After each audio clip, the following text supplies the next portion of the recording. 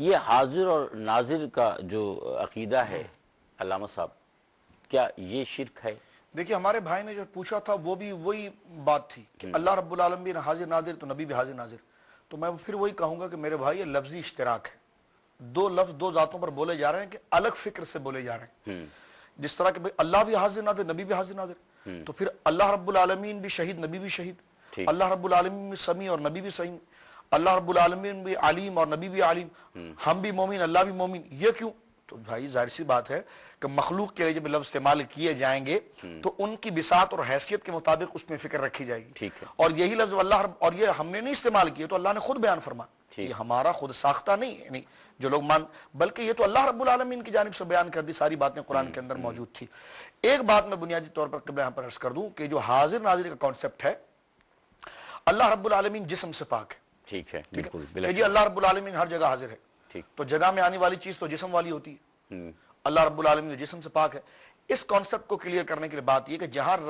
اللہ رب العالمین کے نام میں حاضر ناظر کا لفظ کہیں نہیں ہے، حالانکہ ناظر بھی عربی کا لفظ ہے، حاضر بھی گویا کہ عربی کا لفظ ہے، لیکن آپ دیکھ لیجئے کہ پورے اسماء باری تعالیٰ کے اندر حاضر اور ناظر کا لفظ آپ کو کہیں نہیں ملے گا، اس لیے کہ حاضر اور ناظر کے لفظ میں یہ صلاحیت ہی نہیں کہ اللہ کے لیے بولی جائے، اس لیے کہ حاضر کا لفظ جسم کی طرف گویا کہ اشارہ کرتا ہے، اسی لیے اللہ رب العالمین نے کی ذات مبارکہ پر حاضر کا نہیں شاہد کا لفظ بولا جاتا ہے، شہید کا لفظ بولا جاتا ہے، وَهُوَ عَلَى كُلِّ شَيْءٍ شَهِيدٌ، وہ تمام وہ ہر چیز کے اوپر شہید ہے، یعنی اس کے علم نے ہر شے کا احاطہ کیا ہوا ہے، اس کے علم نے ہر شے کو گہرا ہوا ہے۔ اب آپ دیکھیں قبلہ شاہد صاحب،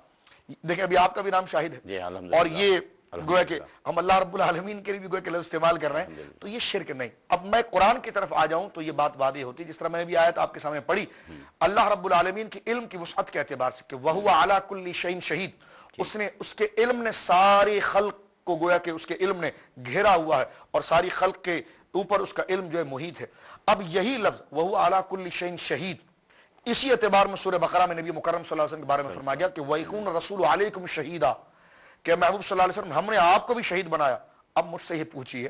کہ سورہ بروج کے اندر 30ویں پارے میں اللہ نے جہاں شہید کا لفظ اپنی ذات مبارک کے استعمال فرمایا، وہیں سورہ بقرہ کے اندر نبی کریم علیہ السلام کے لفظ شہید بولا گیا، تو کم سے کم محترم ناظرین یہ دیکھیں کہ یہ شہید کا لفظ کوئی بندہ تو نہیں کہہ رہی، اللہ رب العالمین خود کہہ رہا ہے، لیکن فرق یہ لفظ تو دونوں ایک جیسے ہیں۔ تو میں نے بار بار یہ آپ کی خدمت میں عرض کیا کہ اس خطرے سے بچنے کے لیے کہ لفظوں کے اشتراک سے شرک نہیں ہوتا، ورنہ یہ لفظ دو ذاتوں مشترک ہے، فکر دیکھی جائے گی۔ اللہ رب العالمین جو شہید ہے بذات خود استقلالی طاقت فاعل حقیقی، نبی کریم صلی اللہ علیہ وسلم کو جو شہید کہا گیا یہ اس کی عطا سے، یہ اس کے اذن سے، اور مخلوق کا جتنا دائرہ کار ہے، یعنی اللہ رب العالمین نے جو نبی پاک کو علم دیا وہ متناہی ہے،